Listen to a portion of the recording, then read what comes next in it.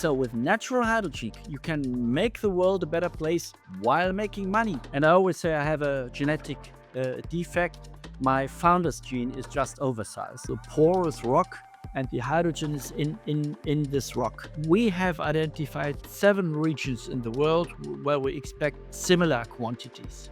And when I mean quantities, I always mean hundreds of millions of tons in the ground. I want to tell my secrets because I want more and more people to do this. There are 7 different ways of how hydrogen can be produced in the earth and how it can come up to the top.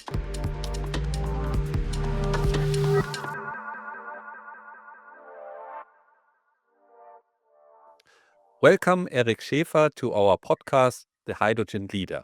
I'm excited to have you here. Thank you so much for inviting me.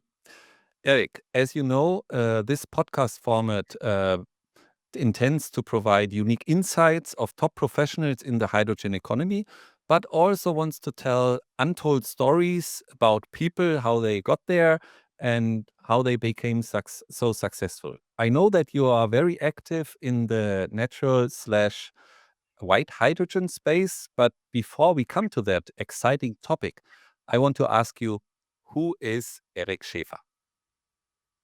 That's possibly the most difficult question at the beginning. I'm maybe a case of multiple personalities in the best sense. First and foremost, I would describe myself as a family person, a father, a friend, a dog lover. I like to love. I'm most fulfilled when I can make someone happy without expecting anything in return. That's a little bit the altruist in me. But I think you're more focusing on the business person, the founder in me, who has now, over the last 30 plus years, founded approximately 20 companies, started in Silicon Valley in Palo Alto in 1988, and Wow. all over the planet.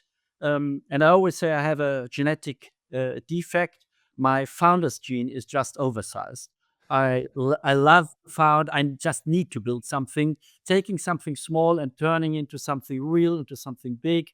That's what's me, and that gives me energy.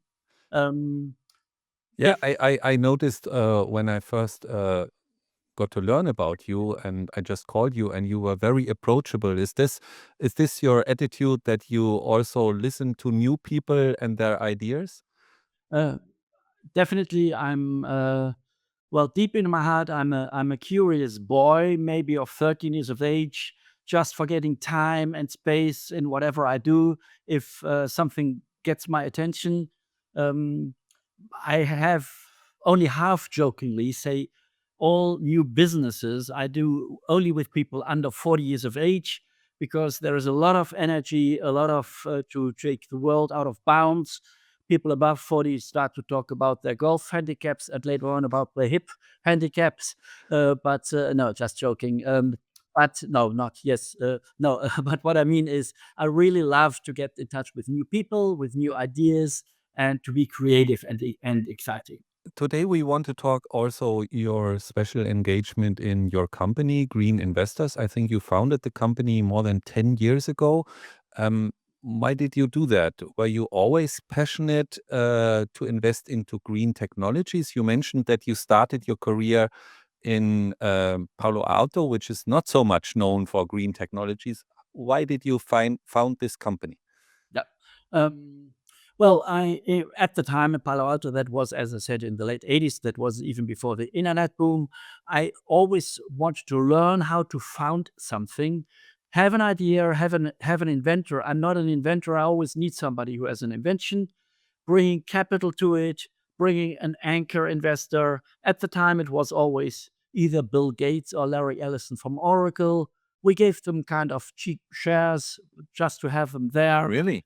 We took a professor from Stanford University to give the reputation. It was at the time starting originally in the medical device industry, then going to the internet. And there was one street, Santa Road in Palo Alto. There was about 40% of the global venture capital, all the big companies from today. And in the middle was a pizza place, and we threw the deals over the table. Today, we would all be in jail for it because of compliance reasons. And but those were the days. So there I learned how you you have to look into a new industry, into a new part of the world, try to put it together, and take all the ingredients I just spoke about for 2 minutes, and then give it a shot and try to build a company out of it. So that brought me into many spaces, into many new industries. And if you're always looking for a new industry, you move on.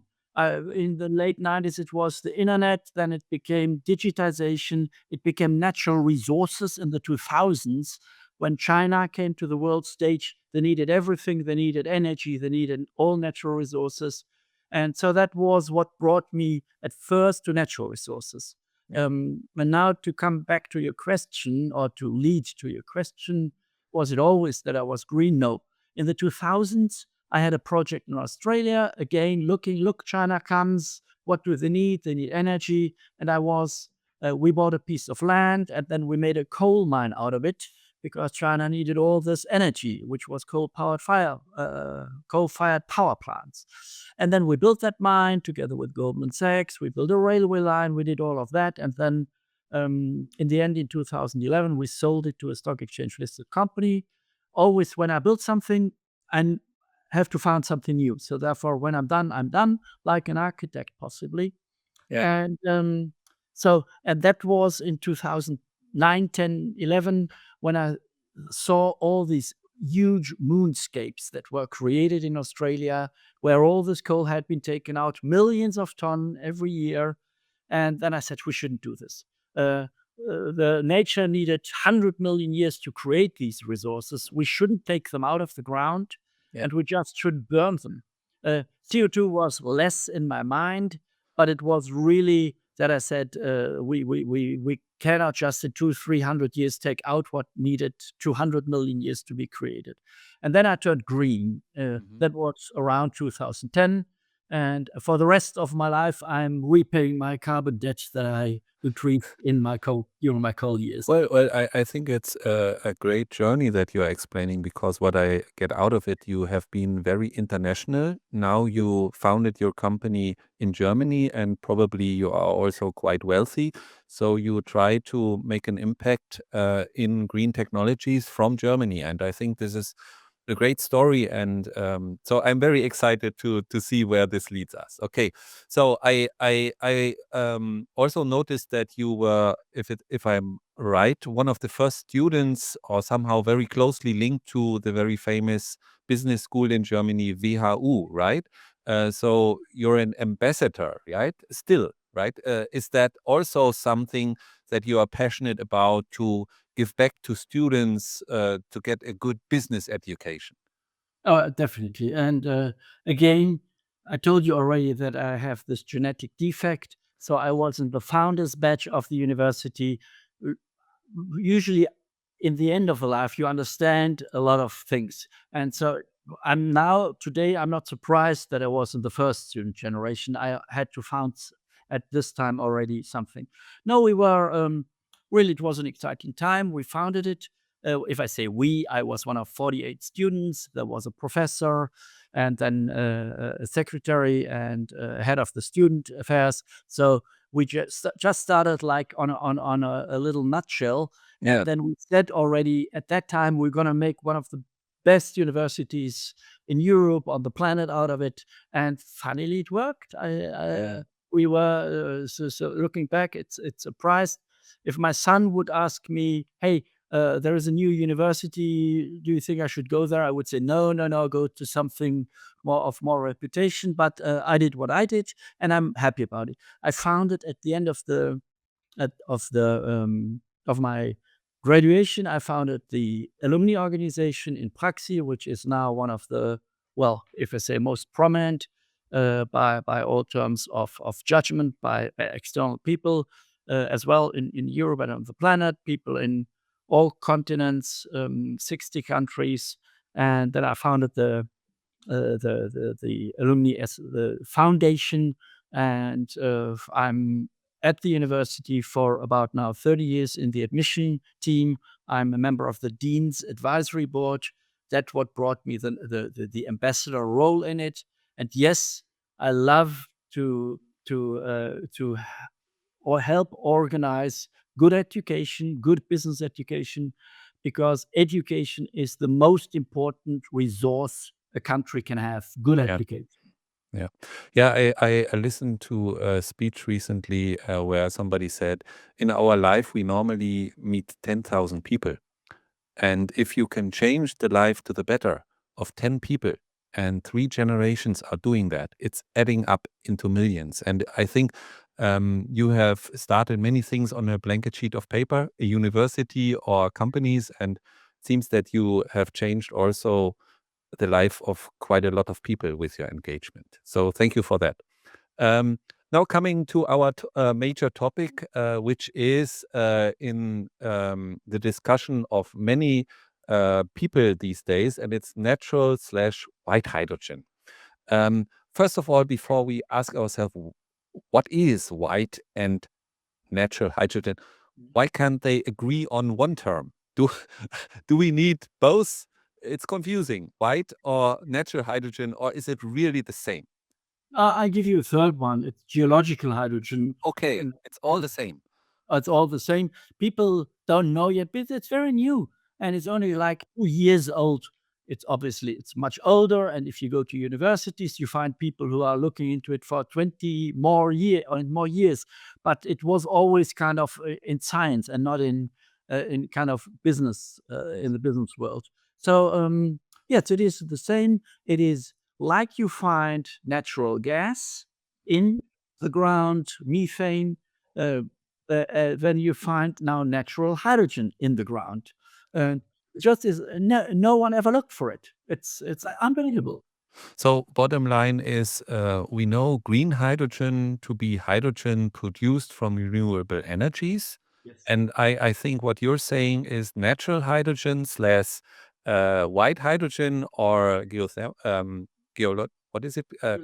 Geological hydrogen is basically hydrogen which is stored in the soil and can be extracted. So this is that does not mean, yes. And maybe as well to say, if you produce renewable hydrogen or green hydrogen. So green is the EU doesn't know green. There is either renewable or it's low carbon hydrogen. But the general public talks about green hydrogen. Let's use that term here. Um, or blue hydrogen when you capture the carbon. You need industrial processes for it. For green, you need at first to build a solar plant, you need to build wind to create the energy that then uses an electrolyzer, an industrial process, a machine, and water to produce hydrogen. And with the blue, you need again the carbon capture and storage part of it. The white hydrogen, you don't need all of it. Yeah, it has even a much smaller ecological footprint, carbon footprint, because until you build a solar plant or a windmill, you need already CO2 and energy to get it. The white is just there. God has put it there 5 billion years ago, and it's sitting there, and no one looked at it. Yes. So you just drill a hole, put a tap on it, and fill it. I know it's a little bit simple, but that's it. That's what it is. And I understand that they found it in Mali, and it came to a discussion some 40 years ago. What happened in Mali? So that got the attention. Yeah. Originally, the Mali case is it's a wonderful case. They tried to build a well 100 meters deep just to produce water, and then they were kind of sitting there. They dug it, and then I think they it didn't even find water. I'm not too sure about the very details, but then they were sitting there and taking a rest. Somebody lit a cigarette and threw the match, and then bang! There was a big explosion. A big explosion. A big explosion. They didn't know what it was, and then they all ran away. And I think it burned. I don't know, even for a year or something. Nobody touched it. And then they kind of put a lid on it and stopped it. And they thought it was a wind coming out because there was something coming out. And then for about 20, 30 years, nothing happened. And then somebody came, an investor who invested in a couple of infrastructure things in Mali. And then he said, "What is this?" And then they told him, and he said, "Let's open it up." And then they said, "Wow, what is this?" So they produce then heat of it for a village or a small city and energy. So they're using it. And funnily, there is more and more hydrogen every year. So it's replenishing. It's Okay. not that you tap into something like whatever a balloon and it's emptying. It's even a little bit more and more increasing. So at the Okay. moment, So once you have a hole at the right place, you can extract natural hydrogen, and if you are happy, you can even extract more over time. uh, it it hasn't been done on an industrial level so far. So with one of our projects, we are amongst the first ones. Yes. So we only can say this is what happens in Mali, Right. but it can be different elsewhere. It can be the same. Unfortunately, Mali with the civil war and everything, it's a difficult place to go. Otherwise, I would have been there for long and would have looked in it, found something there Like, maybe. yeah. But so therefore, that's a very sad situation. So it is producing, and it's used as an example for the, and let's call it white hydrogen for Right. our rest of the podcast Right. for white hydrogen. But yeah, but this is a very special and single situation. Circumstance, yes. And now let's go a little bit deeper in two dimensions, because I think we met in Hamburg just recently, and you explained that white hydrogen is normally in a specific deepness, right? So, can you explain where do we find on Earth this white hydrogen? Yeah. Um, so number one, it's like always when you look into it, it's getting not complicated, but bit more complex.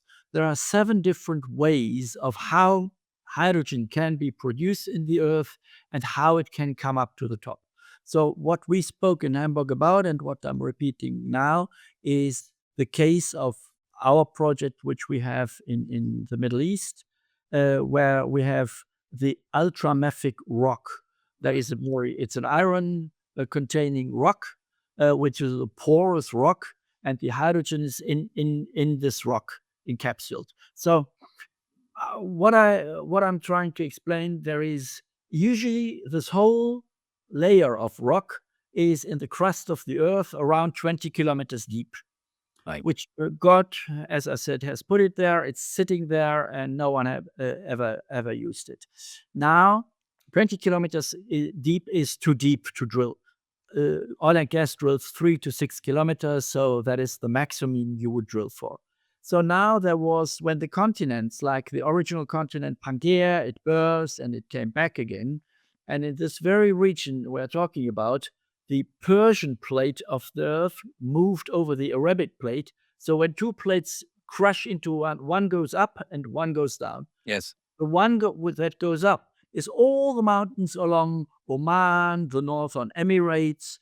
So all these high rocks and mountains. That was the hydrogen layer, which was 20 kilometers deep, is now only 1.5 kilometers deep, which is half the depth of oil and gas. So a wonderful depth. So it's so deep that it's still there, that it didn't evaporate, but it's very shallow for Accessible. oil and gas drilling purposes. Yes. And that is basically also what people are now searching for, if they are on the topic, that they try to find areas where these circumstances are occurring. This is, I say, the Champions League of, because you have high quantities in those regions. Right. There are, as I said, a couple of other methodologies. For instance, in a project in Germany, we are going with aquifers. You have water coming up, hot water, geothermal, carrying hydrogen in it.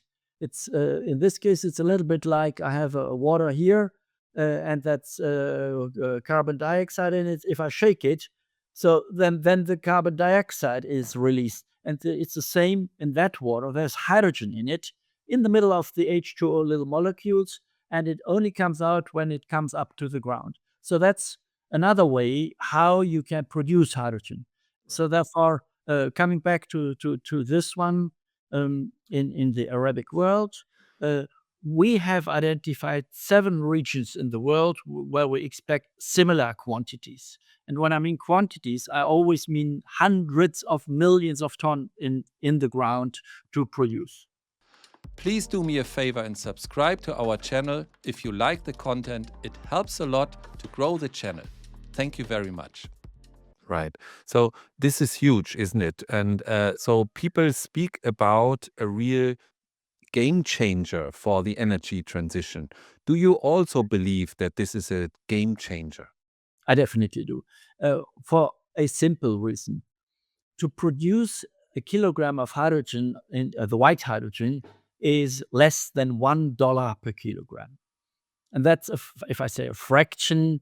It's if I look into some projects in northern Germany where I live, you rather talk about 10 euros per kilogram. Yes. Now, less than €1 is 10% of this production costs. And if you look into other parts of the world, Brazil, Australia, with renewable or with green hydrogen, you have $3 to $5, and it's still 20% of this one. So number one, it is very cheap in the production. So therefore, that will absolutely increase the usage of hydrogen. We all know hydrogen has a big problem, the chicken and the egg problem. Yes. I would not build a hydrogen filling station if there are no hydrogen cars. I would not buy a car if there is no filling station. So this chicken and egg is all over the hydrogen infrastructure as well. You wouldn't build a pipeline if there is no hydrogen, but you need a pipeline if the cost should go down. So how I see white hydrogen, it is wonderful to bring the whole hydrogen industry, the hydrogen economy, up to speed and up to scale. Yeah. So therefore, it's a game changer. And I have, in a couple of years ago, we did a couple of studies to see as of when will hydrogen be widely adapted in the public or with industry. And we always said once it is below $2 per kilo, that Yes. is about the fossil fuel price for the same amount of energy for a kilo of hydrogen. A kilo drives 100 kilometers for a car, just for the listeners who are not too familiar with the quantities. So, green hydrogen, I just say €8, €10 per kilo.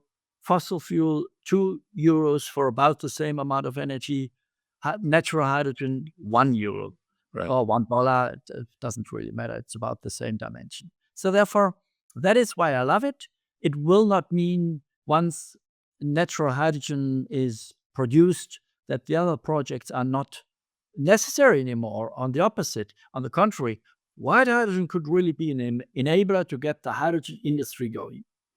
Yeah, and I think you also explained or shared that even at the World Economic Forum, there was a special place where you discussed the importance of white hydrogen. Can you share what was the main part of the discussion?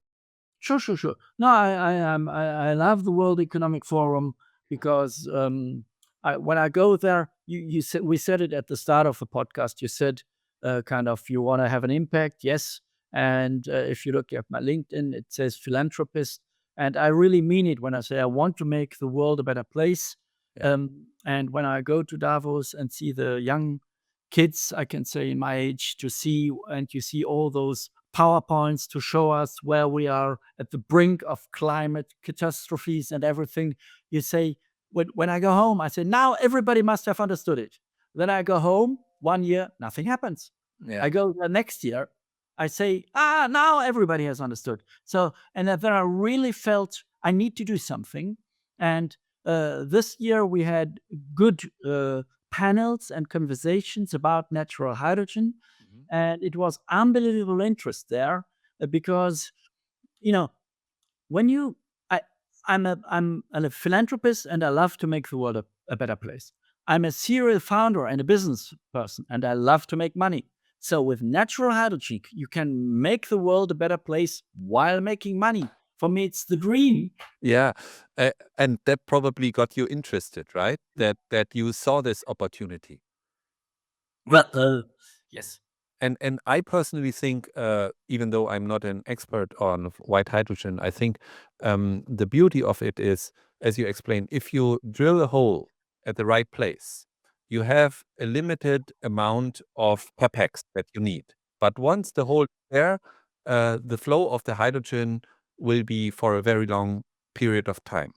Whereas if you want to scale up electrolyzer technology, you really mass produce it to bring down the costs of the capex, right? And so the drilling oil and drilling gas is basically a very known thing for the industry, right? And if now the people are trying to use the same technologies to exploit white hydrogen, this can be very cost effective. Is that more or less summing up why it is so interesting?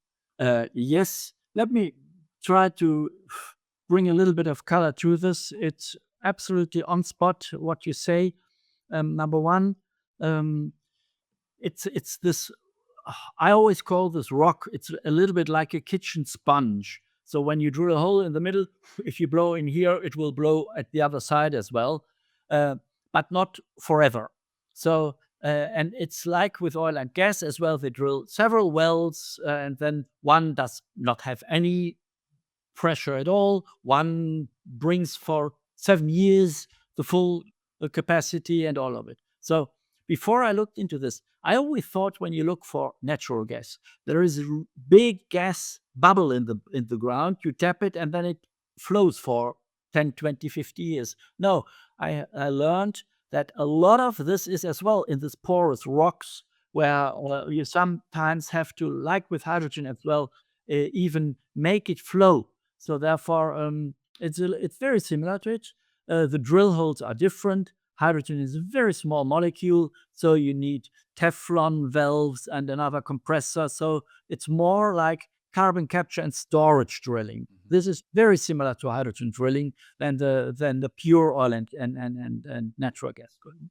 So one thing is you have to drill, and if you are lucky and have one of those holes or one of the drill holes that produce for ages, like not only months but years, you're lucky. Yes, but others you need to drill a couple of 100 meters, a kilometer. So our first project in the Northern Emirates, in the Emirate of Ras Al Khaimah, has 90 square kilometers. So we can drill a lot of holes to tap.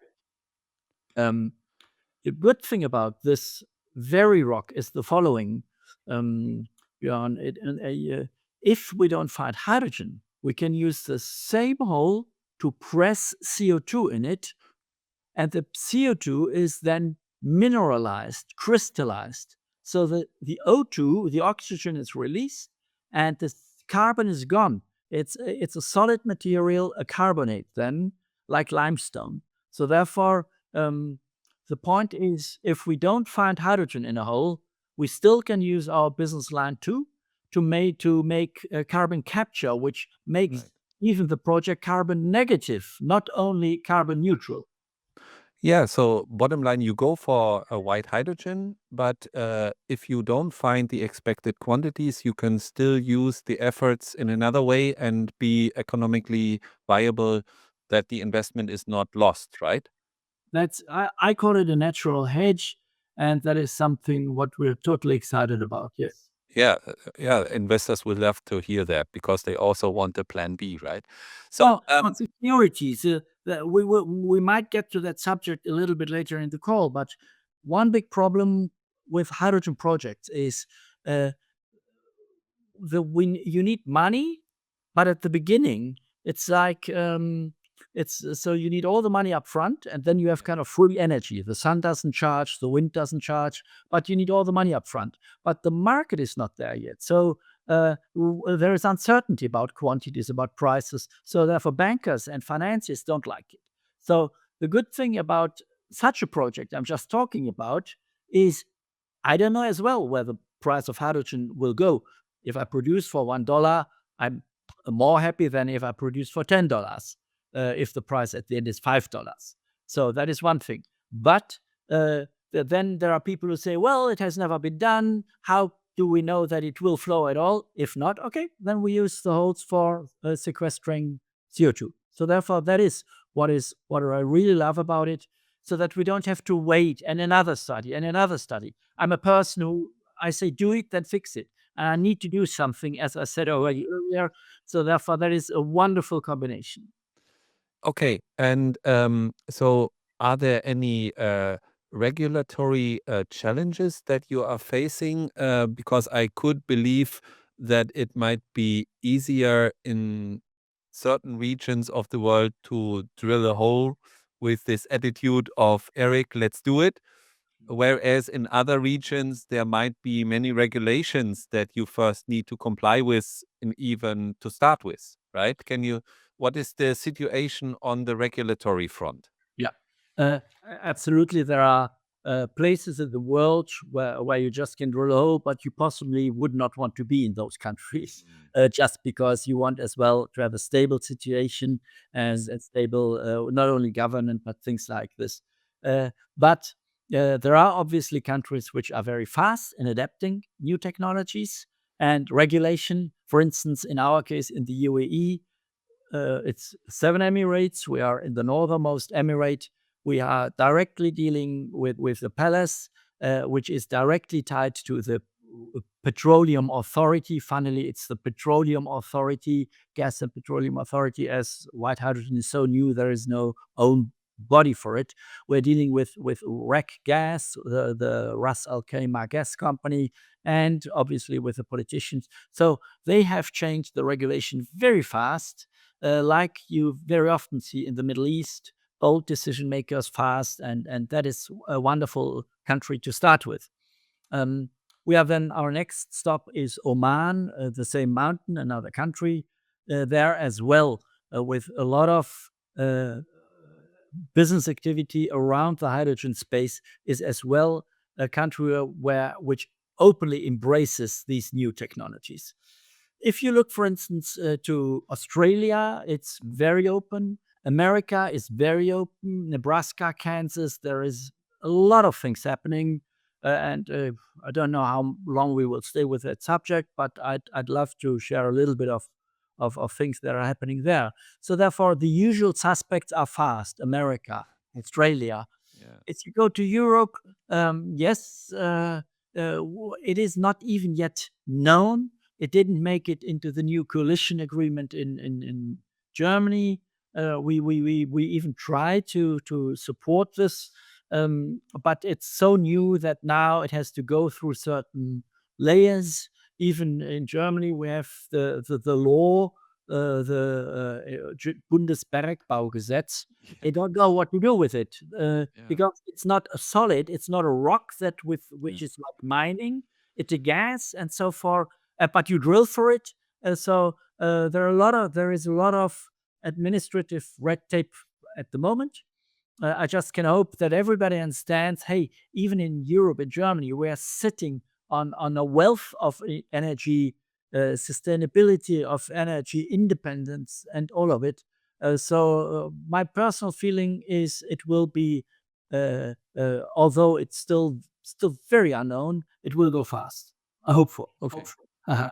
Yeah, so I think also that German law needs to be innovative and open to new technologies. And even if you don't get the permit for a full-scale exploration, what you want to achieve is that you at least can do test drilling very fast without complications, right? Because I think if the people find this magnitude of white hydrogen, I think then even the lawmakers will be excited about, yeah? So, yeah, let's come to one thing that I think we need to touch also. Um, Finding white hydrogen is one thing, but in the hydrogen economy, the topic of purification and the purification level of hydrogen often determines which use cases are possible with hydrogen. So, how much processing and purification is needed for white hydrogen to make it really useful? Yeah.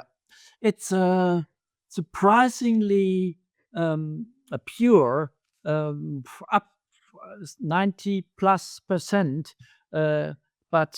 So therefore, the purification process is a quite simple one because there is not much like Contamination. contamination with it. Sometimes goes nitrogen with it, which could be good. Then if we capture that, then we have already the basis. If we want to make e-methanol, things like that, it comes in handy. And there is always the hope, and I call it a hope, that helium is with it. As we all know, helium will not be produced, any new helium on the planet. There is just what is there. Once it's used, it's gone. And some of the Australian colleagues, they found helium and even helium-3, which is the best of it all, in it. And 1% helium has more value than all the hydrogen you produce. So that would be the icing on the cake, right? This would be the hope for everybody who is in this new white hydrogen game, if I call it that way.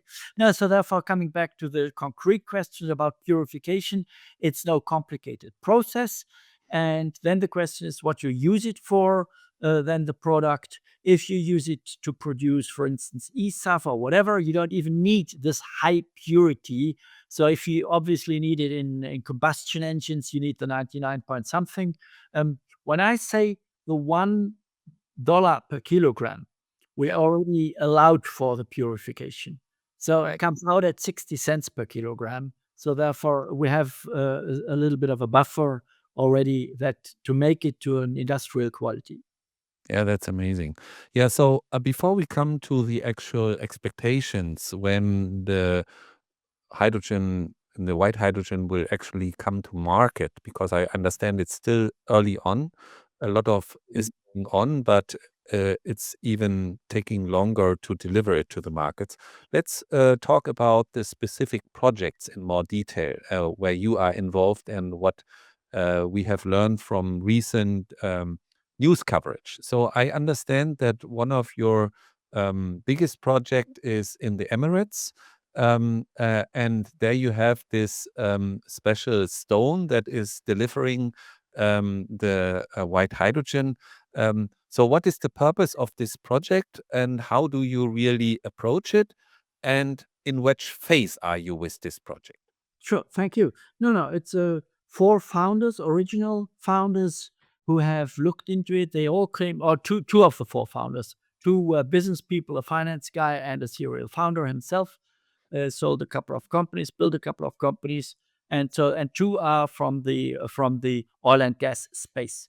They have worked for the likes of Shell, of BP, of Total, and of ADNOC, the government state oil company in the Emirates. And they always have worked for carbon capture and storage, so very close to what they do now with the hydrogen space in that. And they have been internationally very reputable names in that industry, possibly 2 of the 10 most reputable people of that industry. So those 2 founders, they know, number one, exactly what they do, and they have the company has about 13 patents as well, how to identify the hydrogen from above the soil before you even drill, from radiolysis, from screening, magnetography, and certain methodologies to really know already where exactly the hydrogen is located in the ground. So you don't waste drill holes just by trial and error. That is one thing. Then the next thing is they have extreme experience in drilling and in designing the drilling process. So that is where we are there. We have signed a cooperation agreement and a memorandum of understanding with a company of the name of Weatherford, which is the 3rd largest drilling company on the planet. Possibly Halliburton and Schlumberger are known a little bit better. It's a stock exchange listed company from Houston. So the good thing is that these guys are doing the drilling, and that gives me, as an investor as well, a good faith that they know what they are doing. Yeah, so it's a very experienced team. Exactly. That's all I want to say. Very experienced, and they know exactly what they're doing. So where are we? we have now done all the preparation, and the drillings will start in kind of October when the heat goes down. So we needed this spring to get all the licenses in place. Now it's getting hot in the region. So and if it's hotter than 50 degrees, it is obviously not allowed to work outside, and it's about to get that. So therefore, that will be until end of September, beginning of October, and that is when we want to use the whole cold season, so to say, in there to get our drillings and everything done. So we plan to have the first small production well, ready by April next year, March next year, and then it's merely a process of financing, of scaling, and of drilling more and more holes. And I have seen your project papers, and the project is called Decahydron.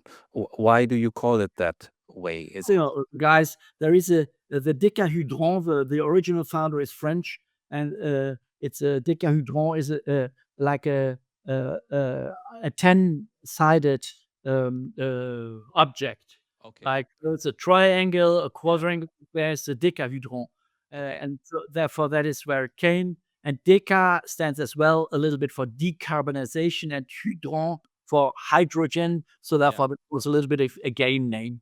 Yes. Yeah. So that's why it's named that way. Yes.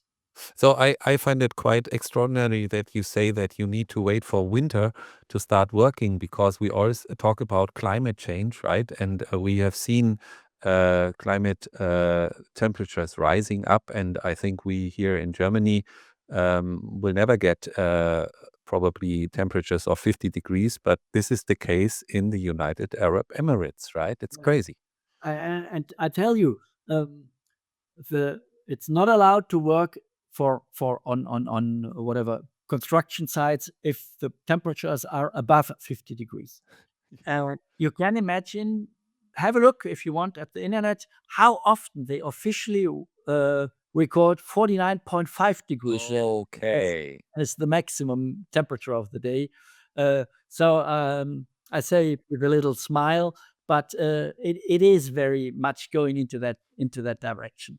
But so then in that is as well the mountains where we are, because maybe some listeners ask themselves, why is it so new? Why has never anybody looked for those mountains or for white hydrogen? It's quite simple. These mountains are very stony mountains. There is no vegetation. And that means there was never a organic matter. And to produce oil, coal, gas, you always needed trees or leaves that were rotten, that were pressure, water came over it, pressed it again. So this was how coal, oil, and gas was generated over millions of years. So when oil and gas came into these mountains, they say, "Oh, no organic matter, not interesting." They went home, and that is why never has been drilled. So therefore, only a couple of years ago, investors started to look at it. Well, last year, Bill Gates has put in $100 million in a company, Yeah. and the richest Australian miner, Andrew Forrest, has put 40 million. Now everybody's asking, hey, what's happening there? We have to look, what are these guys doing? So it's very new, and the rocks or the mountains are very only stones, so therefore they heat up more than as well maybe forests, if there is so some mountains with forests. One question that I still have with regard to your project in the Emirates is, how much white hydrogen do you actually expect to explore when you have a full scale? And where do you want to sell it? Do you want to sell it to Europe, or what are the plans? Yeah. First part of the question, the current very first drilling license we have, we expect around 100 million tons of hydrogen. It's quite a lot already. What the experts say. At the moment, 90 million tons of hydrogen are used annually on the planet. Right. This number, McKinsey says it will go up to 450 million tons in 2045. Or the Deloitte studies that you named them, all about the same numbers. And today, out of the 90 million tons, less than 1% is green. which Yes. means only 900,000 tons.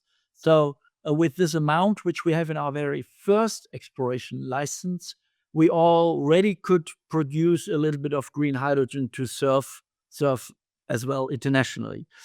We do have secured in other Emirates and in Oman already additional exploration areas, which are each bigger than the current one. So therefore, it's quite a quantity. Coming to the second part of the question, where do you want to sell it? Number one, there are a couple of decarbonized, or how do you say, heavy to decarbonize industry that is there. There are all the cement factories, all the buildings in Dubai. The cement is produced, for instance, in Ras Al Khaimah. We have 16 cement factories very nearby from our drilling area. Um, And they got currently run on gas, or what do they they? currently run. If they need to decarbonize like all others, we can buy their CO2, Mhm. Put compress it in the ground? deliver hydrogen to make them decarbonized. Then there are three of the largest power plants just recently being finished. They are hydrogen ready. They run with gas at the moment, so we could sell our product there. In Germany or in the And United in the UAE, in the Okay, UAE, three hydrogen-ready power plants. which provide for between 15 and 20% of the total power of the UAE. Wow. They're hydrogen ready, so they run on natural gas at the moment. Yes. Then the other one is, for instance, in Oman, in Sohar, north of Muscat, there is all the big aluminum companies. For instance, Vale, the world's largest mining company, they have an iron ore smelter there. So they bring all the iron ore raw with dirt from Brazil to there because the gas is so cheap that to reduce it to pure iron, which they then ship to Germany for ThyssenKrupp to make steel out of it. Unbelievable what these movements. So these guys could use definitely hydrogen and so there is a lot of local, but the end game is as well to export to Europe, to Germany, which Right. is then with all this CBAM and all these new carbon taxes, wonderful for these countries to reduce steel, to reduce keep the value creation in the country and then produce green product into Europe. What is quite exciting is that you seem to be pushing bold for it because when you look at the hydrogen economy, many people are talking about I'm willing to invest provided I have a binding off-taker. But if I understand your approach is you go for it because you trust that you can sell it because there is so much demand, or you also require off-takers that say we will buy. Uh, I did it before in my coal mine 20 years ago. The first thing I got was from ThyssenKrupp an offtake agreement of 2 million tons per year for 10 years. So I had sold 20 million tons of coal before I even financed it. So Okay. therefore, the game, what I read now, I'm smiling a little bit in fond memories when I read, oh, offtaker and production and all of it. Yes, you need an offtaker. Okay. And so for us, where I have it a little bit easier than many, with $1 production cost. Yeah, It's yeah. easy for off taker to sign something instead of for 7, 5, 8, $12 or euros. So therefore, that gives me a little head start in finding off takers, gives me a little head start in arranging finance. Great. So I think we hear a lot about the Middle East going on for many reasons. They also have great sun that they can use for their energy transition. But I think what is quite unique with the white hydrogen is also in Germany there are opportunities, right? I recently heard that the University of Nuremberg made a big discovery, and I don't know if I recall the headline correct, but they found white hydrogen that could power Europe for 200 years. Is that correct? It is, this was Frankfurter Rundschau, and they are not known for too pushy headlines. If it would be in one of the other publications with four letters and a red color, you would say, "Oh, that could be just a bold statement." No, yes, we are hopeful and lucky. As you know, we are involved in that company as well. Out of the university, there was a spin-off, there was a company created, and we are now part of that company because, as I said, with my genetic defect, I know how to make something big out of something which was an idea in the beginning. And so that is a wonderful situation, what we are doing there. So uh, it, I don't know if it's could power Europe for 200 years. Uh, But it's significant.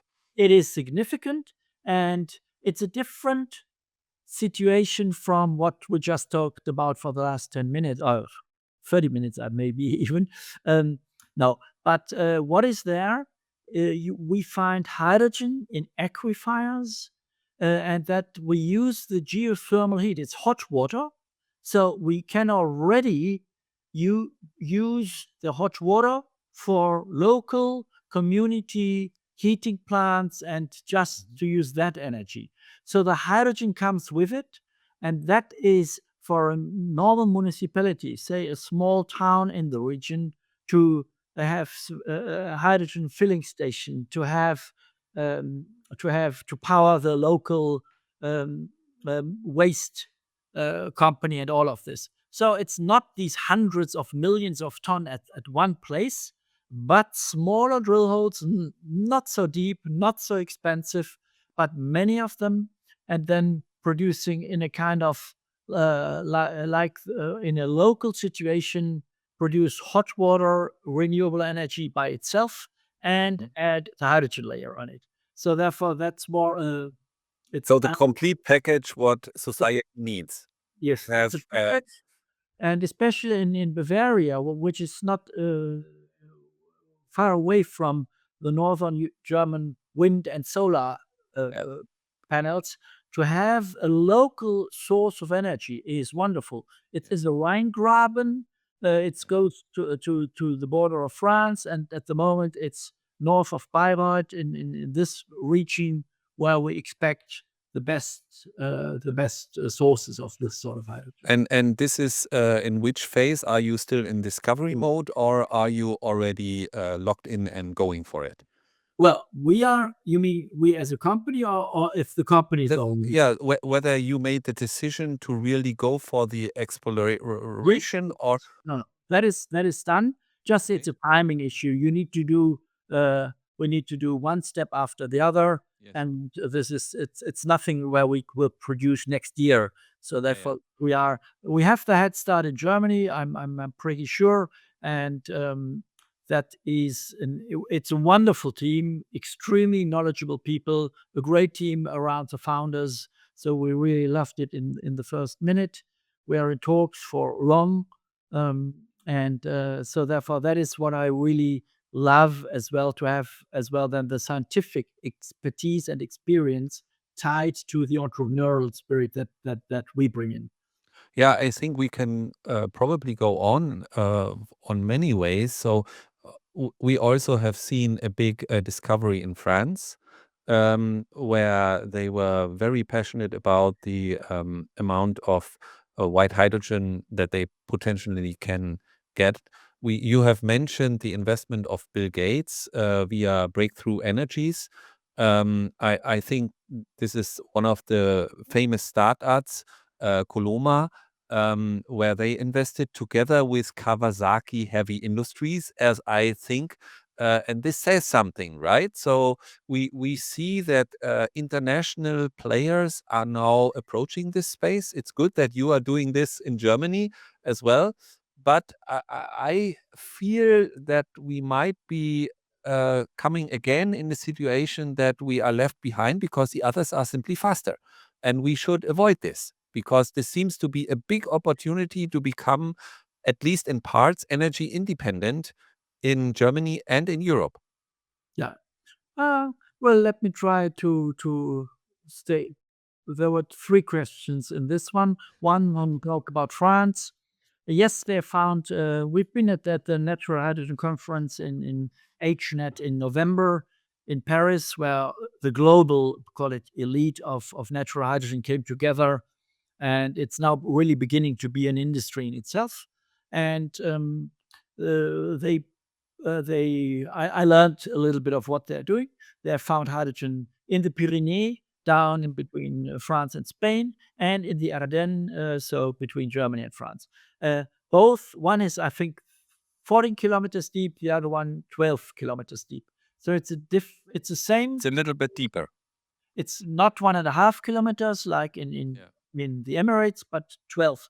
Still, it is a very mighty source to produce, and they're really excited about it. Mhm. So I'm following it with through some mutual business partners, and that has this really as well the potential to become to contribute to the energy independency of Europe as a whole.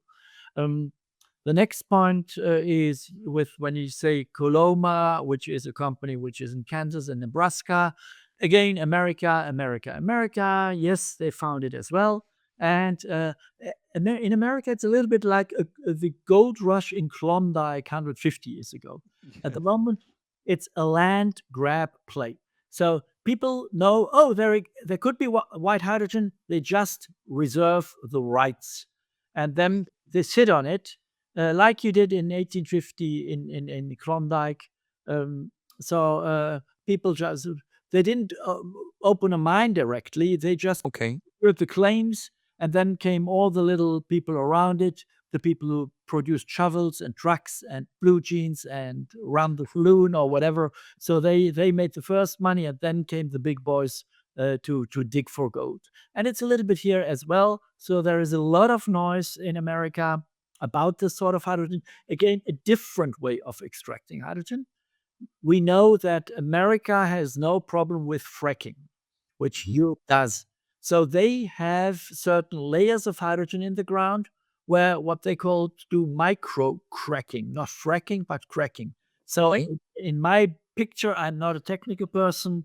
They pull a microwave oven and a rope down there, and then they start it, they press the start button, and then the microwaves crack the stone and have water run through it, which means that the iron ore and the water they react, and what happens if water comes to iron, it rusts, and this process releases hydrogen out of the water. It Okay.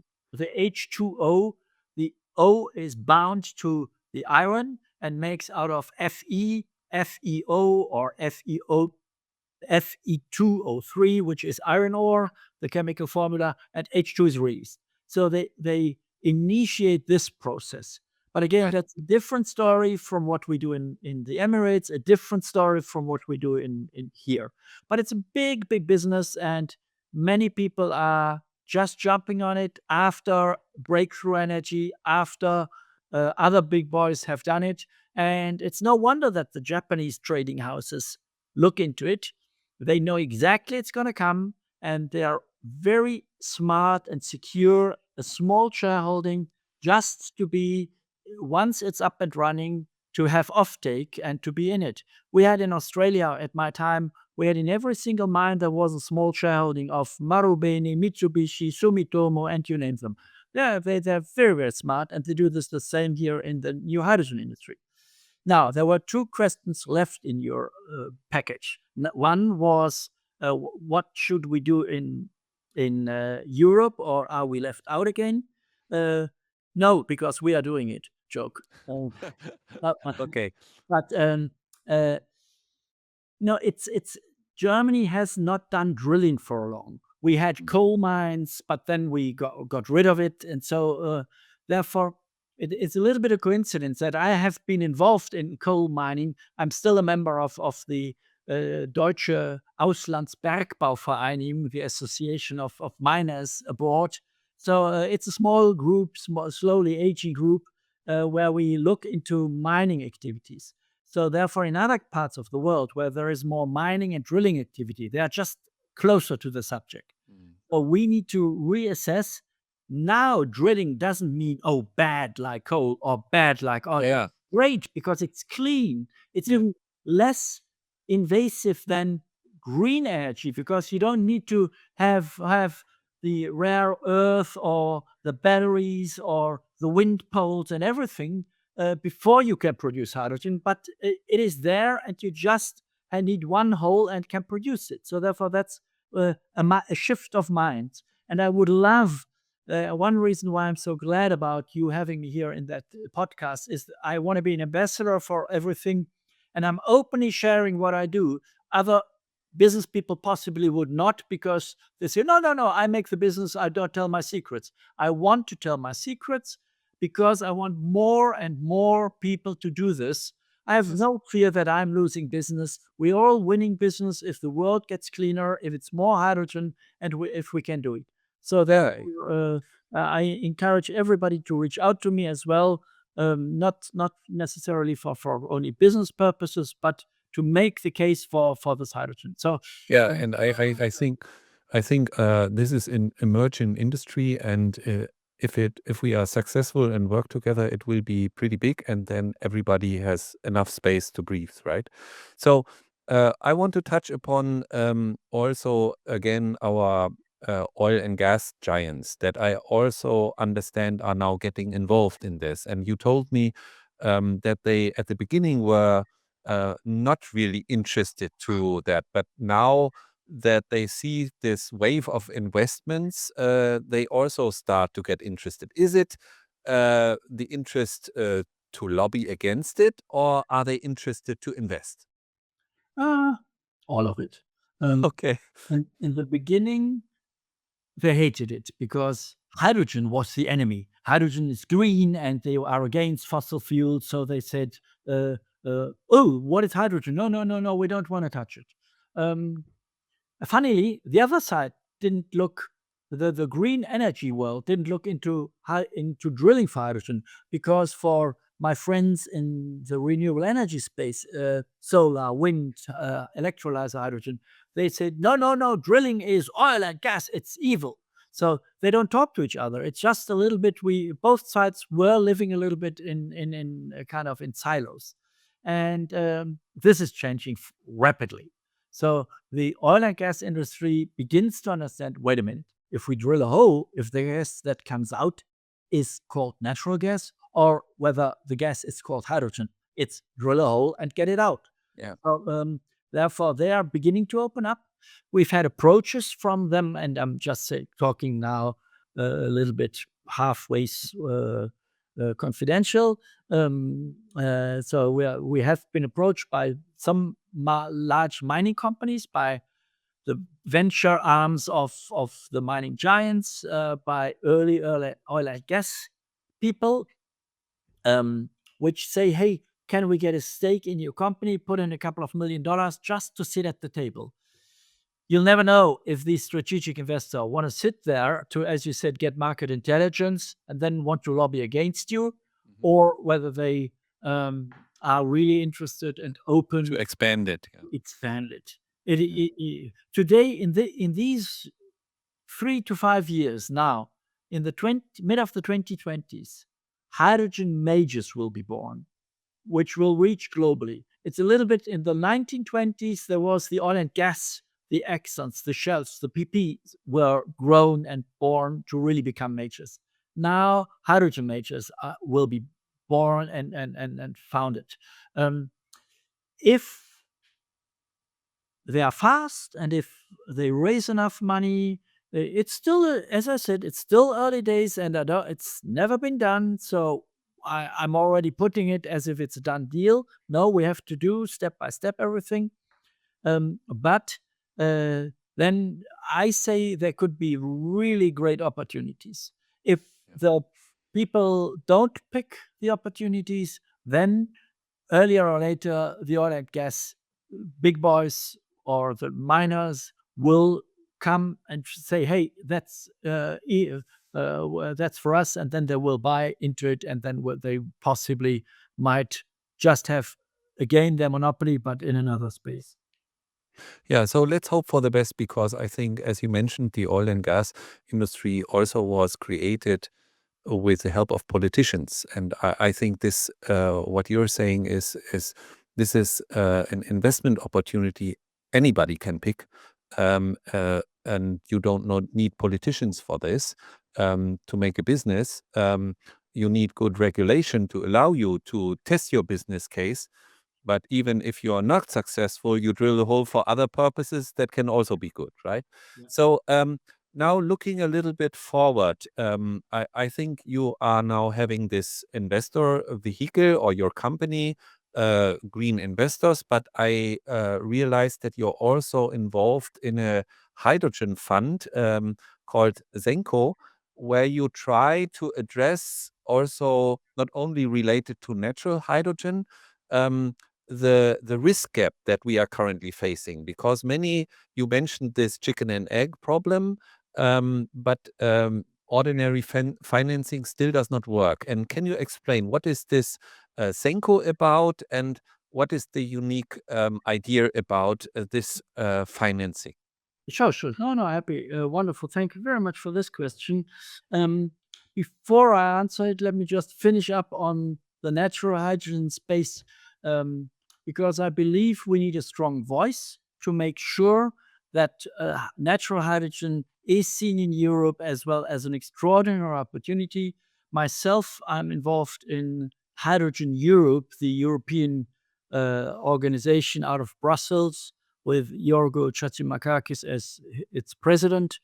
And they have around 600 companies out of Europe, which is the body of the European hydrogen industry and the spokes channel. So I'm really trying that we as well embrace the the natural hydrogen in Europe, because it can be in any country. It's in different sorts. In obviously some countries which have more mountains, they might have a little bit of better opportunities, but it's so early that there is space for everybody. So that's maybe to finish up that Yeah, sure, sure, sure. we want to be really we want to change. You want to lead basically for the better.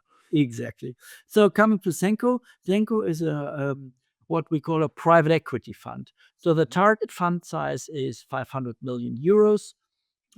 We have raised in the vicinity of 100 million, and that is we have invested last year a first project in in the pipeline space for hydrogen, 20 million euros. So that the sweet spot is around 25 million euros to invest there. What the difference is to the other activities is it's a later stage, or what the industry calls private equity style investment, which means it's not for startups, it's not for very early stage, it's not venture capital, but later. So if a company, for instance, produces already compressors, valves, or whatever, and gets a large mandate from one of the majors, call it the Siemenses, the Boschs, or who you name them, and say, hey, we want you to deliver from 2030 for our fuel cells, for this, for the electrolyzers, but you need to commit now. And these companies, if they go to the local bank, Sparkassen, and they say, no, well, we don't know this industry, you need to raise equity before we give you a loan to build that new factory for $100 million, so or euros it is. So then we love to jump in and provide financing there as equity partners. But as I said, later stage, and the company has already has to have EBITDA, positive EBITDA. Sometimes it's an older company, one of the hidden champions, which then expands into the hydrogen space. So therefore, different stories. But what you are referring to is about this gap between financing and projects and financiers. Very at the beginning of our talk, we spoke about hydrogen people or project developers need money. Investors need security. Yes. Or investors, if they don't have security, they want high yields, high returns. The hydrogen industry, given the uncertainties, cannot guarantee high certainty. So as we said, project developers are waiting for the hydrogen producers. Both are waiting for the banks. The banks are waiting for the regulatory framework or for net and for pipelines and for everything. So it's a waiting for Godot situation. Uh, but Godot never came. We hope that somebody will come here. And what I want to say there is that we really have a mechanism of reducing the risk via selling it out or via mitigation, risk mitigation. So, for instance, if you have produced an electrolyzer, you can have an insurance on this. For instance, with Münchner Rück, they have insurability.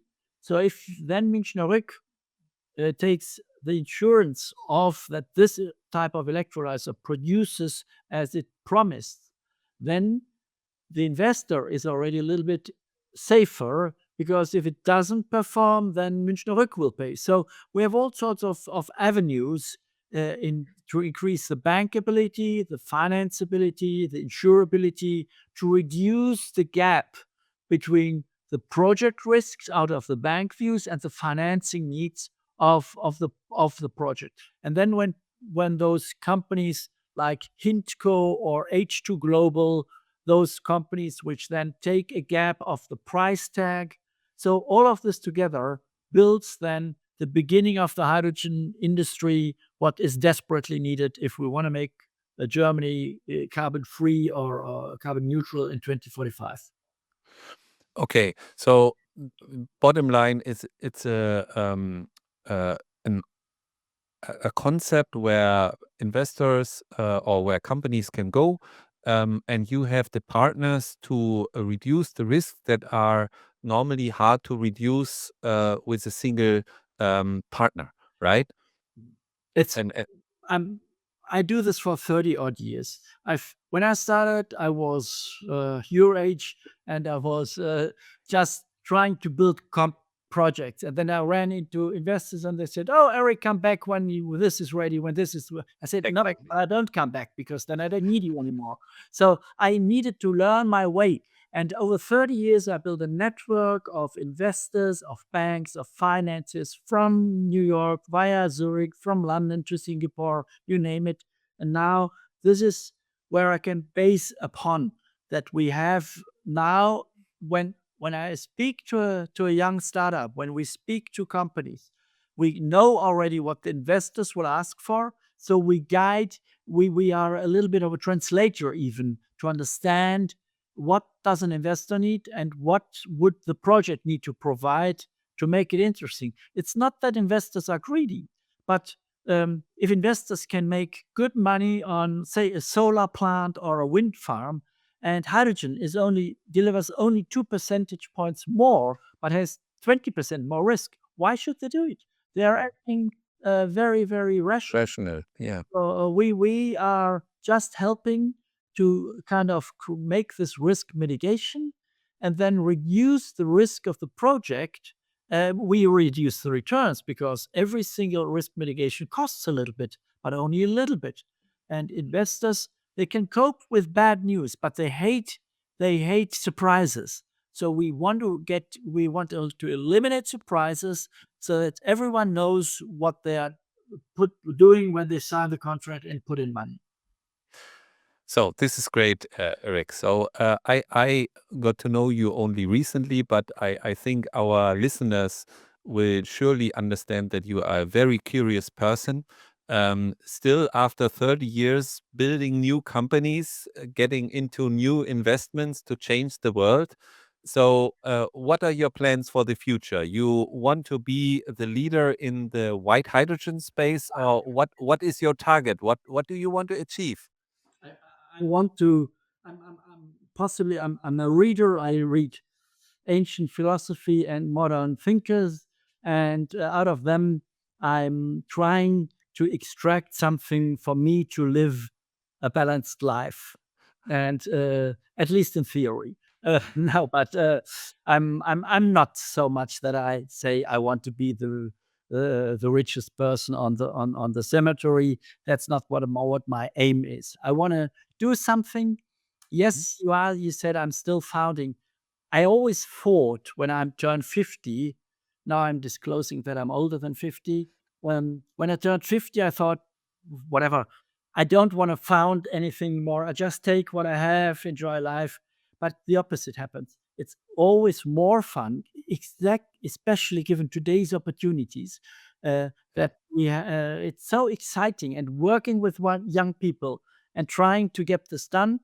So to disclose, I'm born in 318 ppm, which was when the CO2 was at that time. So I'm 1961, and my personal goal would be now from this year. We say there is 25 years to get the hydrogen industry going. When this is done in 2050, that would be possible a good idea for me for an early retirement. And I'm fighting with my son, who is as well in the family office. He doesn't want to give me a 25-year CEO contract, but let's see whether I can still get that from him. He says that I should step down. No, just joking, all of it. No, it's really intriguing. It's doing what I love to do. It's really putting my heart at where it beats to make the world a better place, to create something, to bring people together, to be an inspiration, hopefully here and there, and really to say, let's get going and let's get this thing cracking. Let's decarbonize the planet. Let's keep the climate under control. At least I have to say under control. I fear we will not reach the Paris targets, but every morning when we get up, we can do something to rescue what we can rescue, and this is something where I hope I can contribute a little bit from my side. Definitely, dear Eric. So thank you very much. This was very inspirational also for me, because seeing how much of an engagement you have, I am also a very engaged person, but I love the hydrogen industry because we are in it together and we build it now. And in 30 years, somebody build it. And it's great to be in this period where we can contribute to build it together and everybody's in helping mode. Thank you for sharing your wisdom, Eric. I hope that many people will see this, and I'm sure that you will be very successful with it. And I hope that we will get the hydrogen price down also with your efforts. Thank you very much. Thank you so much. And if you allow me, one last sentence is, Sure. I do see your engagement. I really want to congratulate you. I'm 3 years older than you are, so you have a couple of years to go then to really go step into these sorts of avenues. And I do already sense in all of the width of activities that I see you where you are active, that you are as well a wonderful ambassador. Thank you for doing so. Thank you very much. And so have a good day, Eric. And we will definitely find more inspirational people to come on this channel. Thank you very much once again. Bye.